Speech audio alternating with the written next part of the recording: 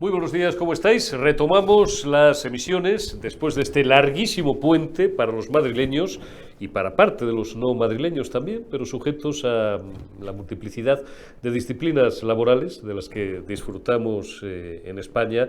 pues en los tiempos que corren, que no sé, lo dije ayer y lo vuelvo a repetir, lo dije en la retaguardia y lo vuelvo a repetir, no sé hasta qué punto esto es sano para nuestra productividad o no, porque entre puentes, festivos, fiestas de guardar, moscosos, días de asuntos propios,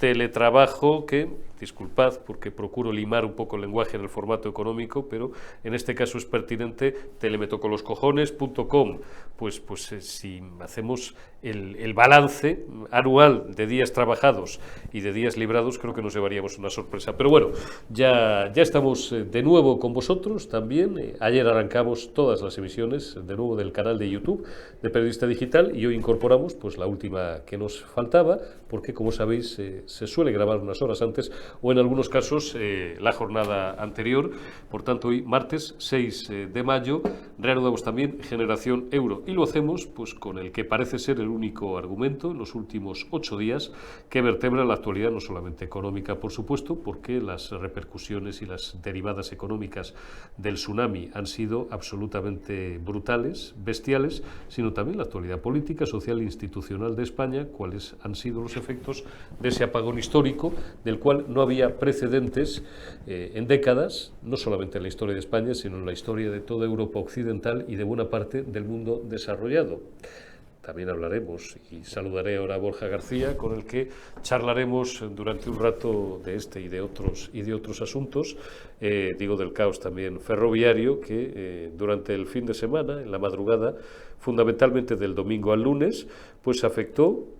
a 6.300, 6.400 viajeros en 21 líneas distintas, en algunos casos llegó a tener a familias, no es ninguna novedad, tampoco Óscar Puente, a ver si dejas Twitter y te pones a lo que te tienes que poner, digo te pones a trabajar, no sé qué estabais pensando, a lo que te tienes que poner no es ninguna novedad, pero que algunas familias con niños pequeños, gente mayor, ancianos, pues que les cogió, por supuesto, por sorpresa, como a todas estas cosas, como el gran apagón, les mantuvo 6, 8 y hasta 10 horas atrapados en distintas composiciones en mitad de la nada, en mitad de un campo de la Mancha, un suponer, y también con miles de viajeros atrapados en la estación de Santa Justa, en Sevilla, por ejemplo, nos decía Riera, pero no pasa absolutamente nada, no me cortes la emisión, Omar, que nuestros amigos y espectadores saben disculparnos. Ahí lo colocamos de nuevo. Digo que nos contaba Riera, pues un caso entre mil o entre miles, el de varios de sus alumnos que estaban atrapados en Santa Justa y no podían llegar ayer a Madrid a la 1 de la tarde, teniendo y disponiendo de tiempo más que suficiente, porque habían hecho reservas de billetes con muchísima antelación y no podían llegar a tiempo, digo, a sus exámenes para la prestigiosa universidad norteamericana para la que trabaja Riera, con las consecuencias académicas que esto puede conllevar, las consecuencias laborales también, las consecuencias judiciales. Pensad, de esto hablamos siempre, pero claro, es que esto tiene que estar contemplado en alguna parte, aunque te indemnicen,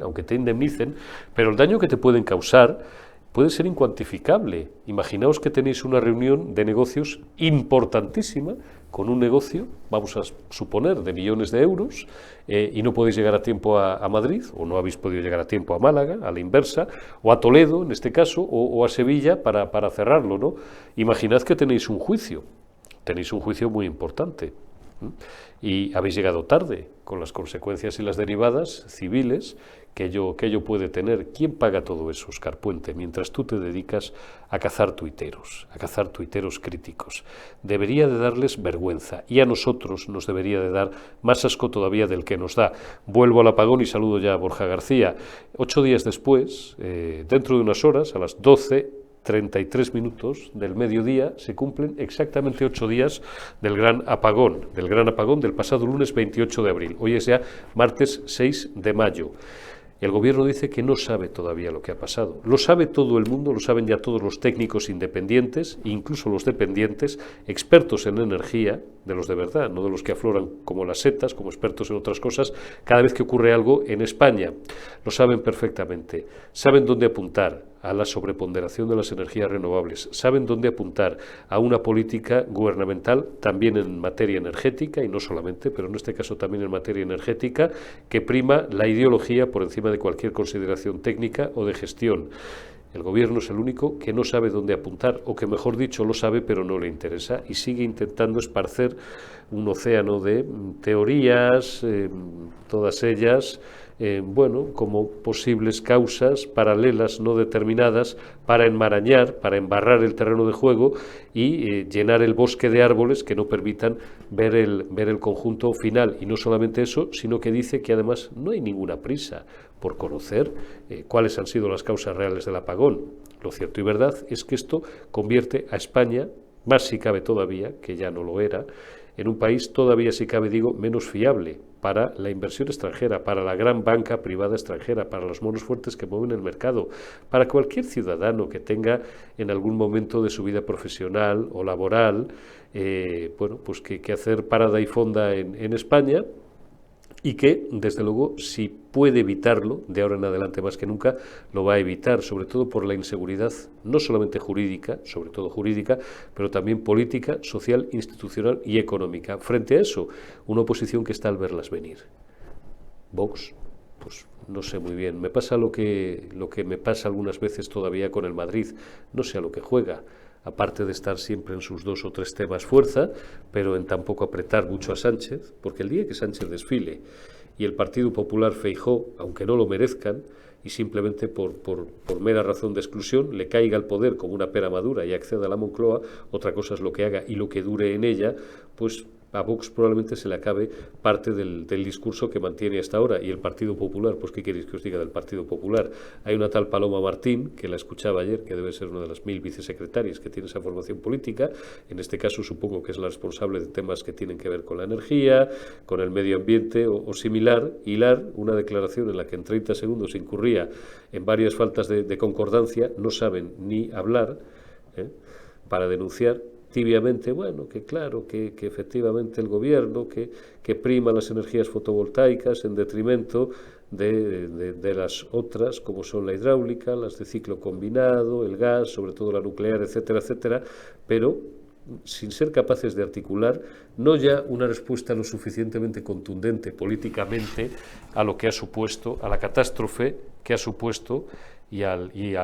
golpetazo que ha supuesto este gran apagón, que duró en el mejor de los casos entre 8 y 10 horas, en algunos casos muchísimo más. Hay 6 muertos, por cierto, no lo veréis reflejado en los medios generalistas comprados por el gobierno, pero aquí lo vamos a recordar todos los días. Hay 6 muertos y supongo que alguien tendrá que afrontar responsabilidades. En primer caso civiles, porque una muerte vale dinero. Tradicionalmente, cuando estudiamos derecho penal, una muerte, también en el campo de las aseguradoras, estaba tasada en 25 millones de las antiguas pesetas, hoy en día 150.000 euros, desconozco si la tarifa ha subido, y posibles responsabilidades penales. ¿Pues de quién? Pues no sé, del operador que se considere responsable de esta catástrofe, incluso responsabilidades políticas, tal vez se me ocurre por negligencia criminal culpable. Digo que en vez de hincar el diente ahí, siguen pedaleando, siguen construyendo grandes y vacías frases de cara a la galería, y a la única a la que veo oponerse con firmeza y pedir responsabilidades con firmeza y trabajar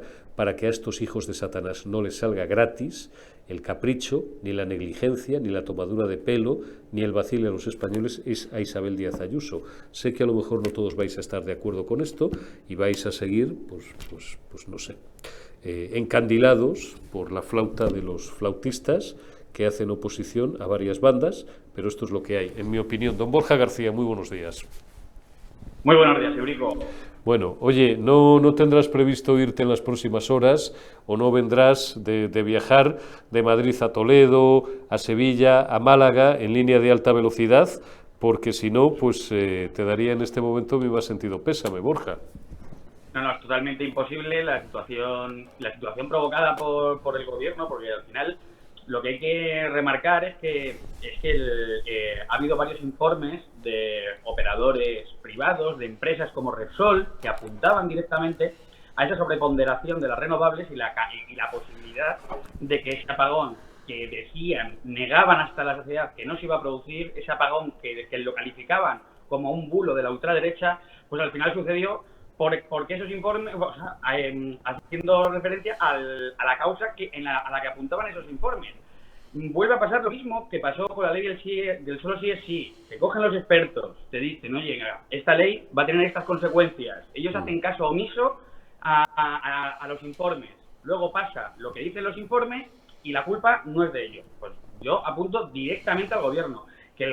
la estrategia de Pedro Sánchez creo que es una estrategia clarísima, que ha salir, repetir hasta la saciedad el tema de pediremos responsabilidades a los operadores privados, pero claro, lo que no dice es que Red Eléctrica, pues, por ejemplo, está la presidenta que está puesta a dedo por Zapatero, hay otros 6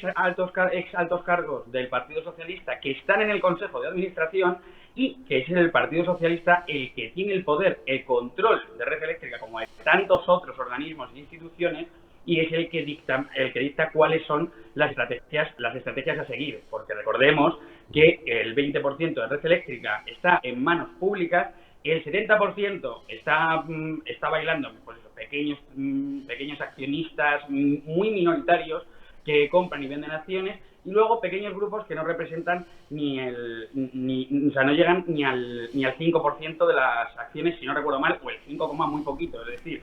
tiene hasta 5 veces, o sea, 4 o 5 veces más tiene el gobierno, pues eso, el número de acciones y por tanto el peso y la responsabilidad de lo que se haga y se diga en Red Eléctrica. Red Eléctrica que se ha convertido, pues eso,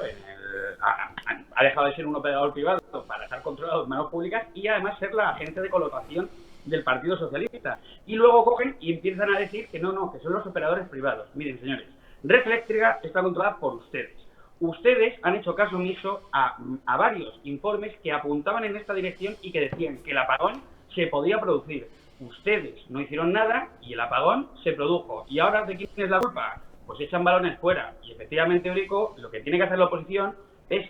afinar el tiro y no dejar que se escapen, como hacen siempre, con argumentos que es que no tienen ningún sentido, porque la responsabilidad de que España se apagase durante 12 horas, que es es la primera vez que creo que pasa en ningún país de Europa, pues la responsabilidad tendrá que ser de aquellos que gobiernan y que toman las decisiones.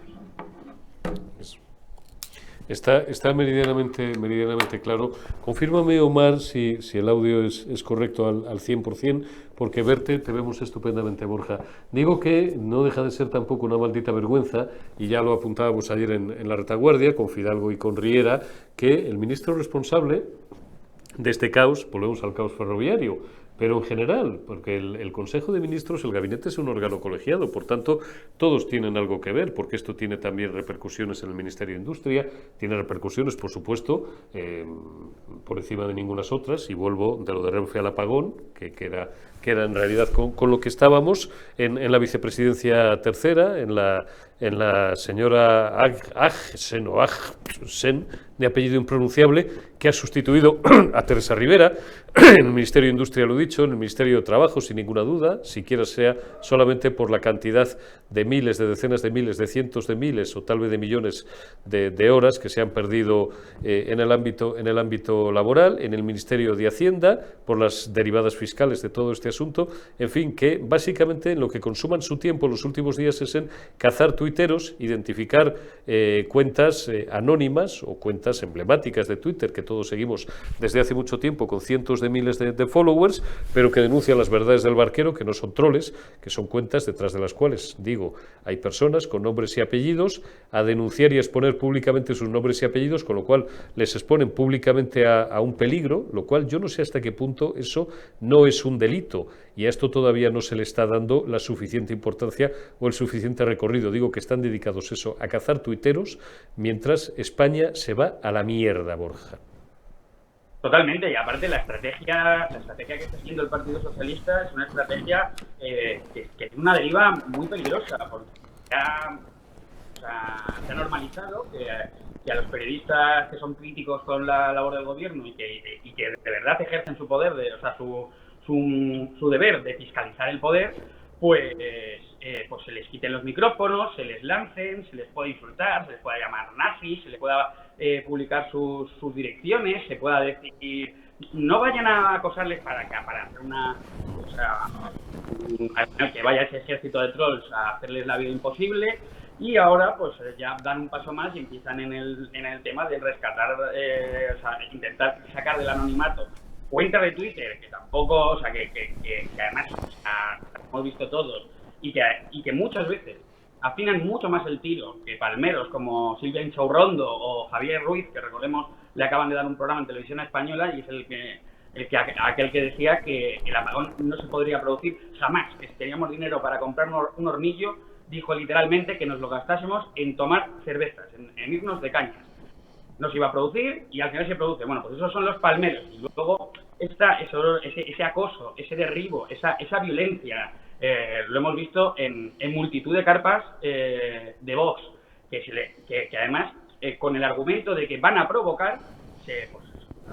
ha normalizado que les lancen piedras, que les agredan, que tenga que ir un cordón policial a defenderles, y mientras, pues eso, pues los sindicatos se ponen al servicio del gobierno, los sindicatos abandonan a los trabajadores, que cada vez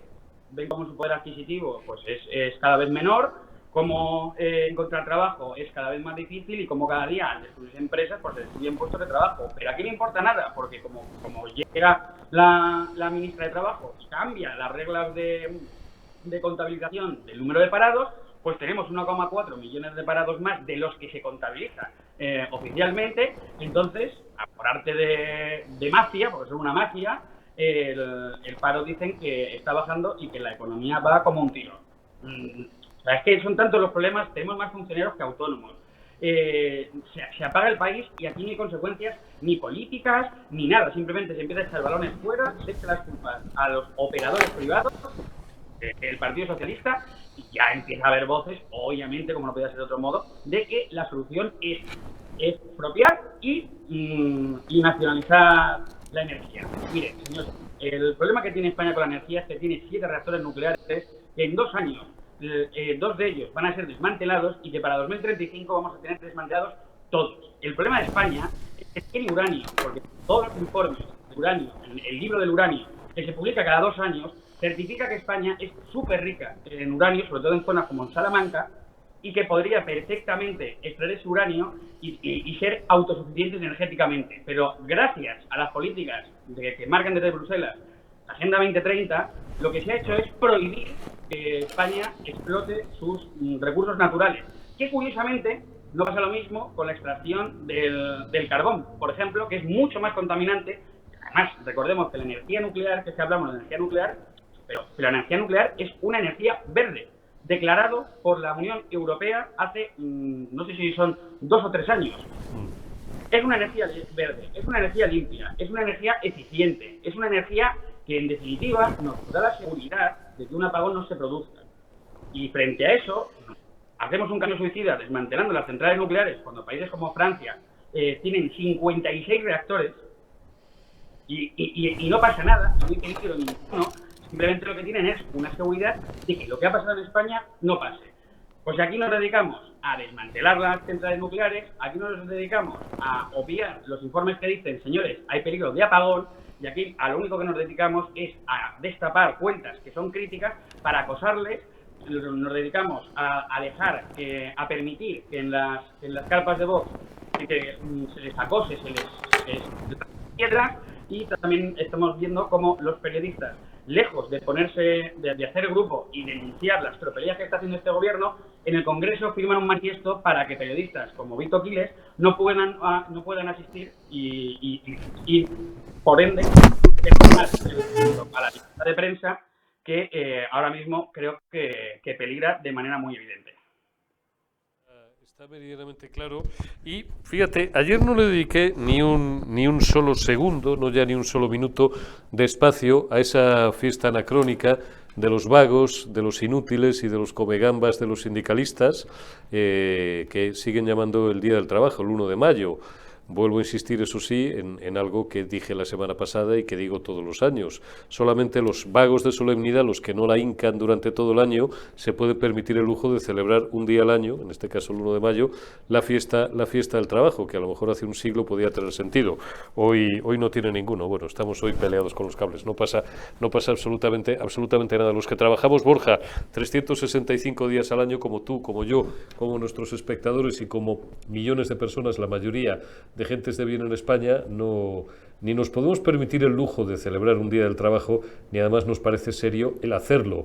Destacamos, otros sí digo, que en cualquier caso, aunque solo sea un minuto, destacar que este es el único país del mundo en el que tenemos un gobierno de retrasados que se manifiesta contra sí mismos, porque tiene gracia ver en una manifestación que en esencia o en origen, desde que empezaron a hacer este aquelarre hace no un siglo, hace casi 2 siglos, debería ser de protesta, debería ser reivindicativo, debería de ser siempre pues contra el poder establecido. Aquellos precisamente que deberían de ser objeto de las protestas salen con los manifestantes a protestar y a insultar a la oposición y en este caso a los empresarios. España, en esto como en lo demás, es diferente. Spain is different, por no decir lo que yo llevo ya mucho tiempo repitiendo, que han convertido España, la izquierda en general, en una gran casa de putas, Borja. Hombre, por supuesto, pero es que solamente hay que ha duplicado las subvenciones directas a los sindicatos, a los que claro, con este gobierno están encantados. Se ha visto cómo se han filtrado en qué se gastaban el dinero y por eso restaurantes estrellas Michelin, mariscadas. Es que además lo de las mariscadas es como, porque parece que es como el meme, pero es la verdadera realidad. O sea, hablan, Pepe Álvarez habla de los trabajadores cuando no ha trabajado en su vida. Cuando no ha trabajado absolutamente, o sea, creo que trabajó 1 año y medio cuando tenía 20 años. Y en ese momento ya entró en el sindicato UGT y ya jamás salió. Y vamos, solamente hay que verle, pues eso, las manitas que tiene de mantequilla. En definitiva, ellos son, siempre es el mismo discurso, los ricos son muy malos, pero ellos se van a los 3 estrellas Michelin, se van de mariscadas, no dan un palo al agua, visten de marca, desayunan en el Ritz y la ministra de Trabajo se va aquí puño en alto con su bolsito de Prada y su cartera Louis Vuitton. Mira, son unos estafadores y son unos vendeobreros, que es lo que son de verdad. Porque si defendiesen a la clase trabajadora, estarían defendiendo al autónomo, estarían denunciando la sangría de impuestos que hacen que los autónomos cada vez tengan más difícil sobrevivir y que está llevando a miles de familias a la ruina, a tener que pedirle al Estado un subsidio para poder comprar comida, y que al final lo que está haciendo es que se vuelva cada vez más evidente eso de que son al final el socialismo es una fábrica de pobreza que lo que intenta es pues tener una sociedad en un nivel de pobreza mantenida que dependa del Estado y que sea dócil a los atropellos del gobierno, mientras ellos, eso sí, viven a todo tren. Está claro. Y mira, estaba buscando alguna imagen para despedir con un poquito de cachondeíto. Te la paso, Omar, para que la puedan, iba a decir disfrutar. Disfrutar no sé si es la palabra, ante la congoja, por ser suave, que inspira al más mínimo sentido del decoro, del gusto y de la estética, una imagen como esta. Decías tú que salía la pájara esta de Prada y de Louis Vuitton. Méteme cuando puedas la imagen de Yolanda Díaz, el uniforme de la vicepresidenta segunda del gobierno y ministra de Trabajo, con el ombligo al aire. Esto es lo que tenemos, Borja. Esto es lo que tenemos.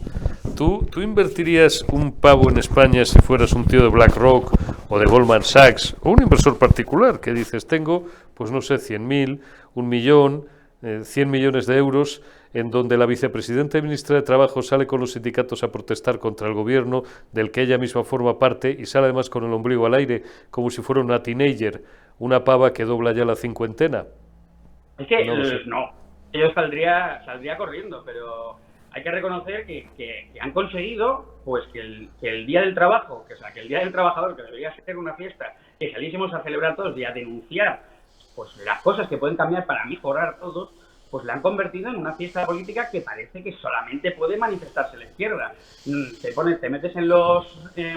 telediarios y no ha aparecido, por ejemplo, en ningún sitio nombrado cómo se han movilizado cientos y miles de personas con el sindicato Solidaridad. Entonces, claro, si siempre aparecen los mismos y si esto se convierte en un teatro o en que la podemos llamar la pasarela del 2 de mayo, que van a eso, pues a lucir sus bolsos, sus camisas y sus pantalones de marca, pues claro, pues te das cuenta de que al final lo que estamos viendo es, pues eso, un teatrito en el que salen unos que les han duplicado las subvenciones al lado de los otros, que son los que les pagan, y se ponen a gritar 4 consignas potentes absolutamente y vacías de sentido, y mientras, pues eso, pues los trabajadores tienen que ver pues cómo cada día su día a día es más complicado. En fin, será qué es lo que hay y qué es lo que toca. Borja García, compañero periodista, analista económico y analista político, como cada semana, muchísimas gracias. Cuídate mucho, a seguir viendo la actualidad y a seguir comentándola, que es lo que nos toca. Te envío un abrazo, Borja.